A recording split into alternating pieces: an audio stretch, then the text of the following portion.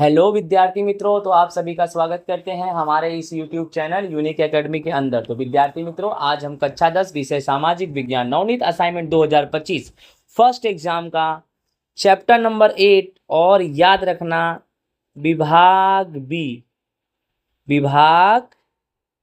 B के प्रश्न के उत्तर बताने जा रहे हैं। पहला क्वेश्चन है, भारत की जमीन के प्रकार कितने हैं और कौन कौन से। बहुत आसान है।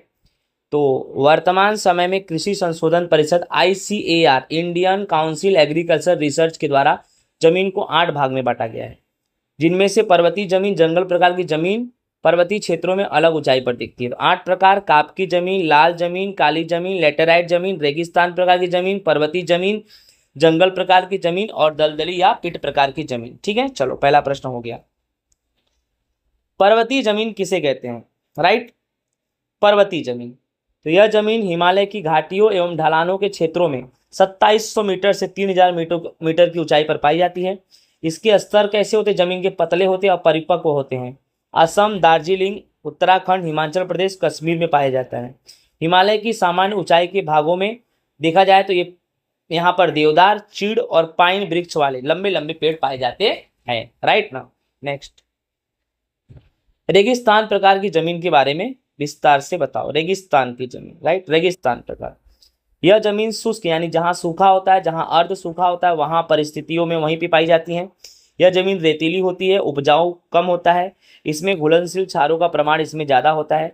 इस प्रकार की जमीन राजस्थान, हरियाणा, दक्षिण पंजाब में पाई जाती है। गुजरात में भी ये जमीन कच्छ एवं सौराष्ट्र के कुछ भाग में पाई जाती है। अगर सिंचाई की सुविधा अच्छी खासी हो तो इस जमीन में बाजरी, ज्वार की फसल ले सकते हैं। राइट, चलो नेक्स्ट, काली जमीन को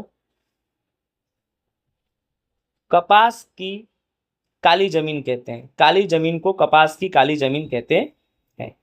राइट, तो देखो काली जमीन, इसमें चूना, calcium, potash, aluminium, magnesium carbonate का प्रमाण ज्यादा होता है। यह उपजाऊपन अच्छा होता है।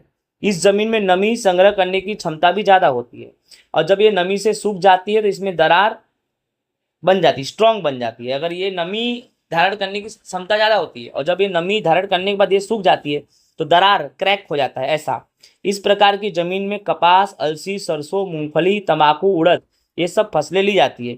लेकिन इस जमीन में ज़्यादा से ज़्यादा जमीन की जो अनुकूलता है उस अनुकूलता के आधार पर जमीन में मतलब वो क्या बोलते हैं, पानी संग्रह करने की शक्ति अधिक है। इसके हिसाब से कपास की फसल के लिए अधिक अनुकूल है, इसलिए इस जमीन को कपास की जमीन के रूप में कहते जाना जाता है, या इस जमीन को कपास की काली जमीन भी कहते हैं। राइट विद्यार्थी मित्रों, इस तरह से हमारा ये चारों प्रश्न होते हैं पूरे। आई होप आपको समझ में आ गया होगा। ये हमारा था चैप्टर नंबर 8। राइट ना। ओके, राधे राधे।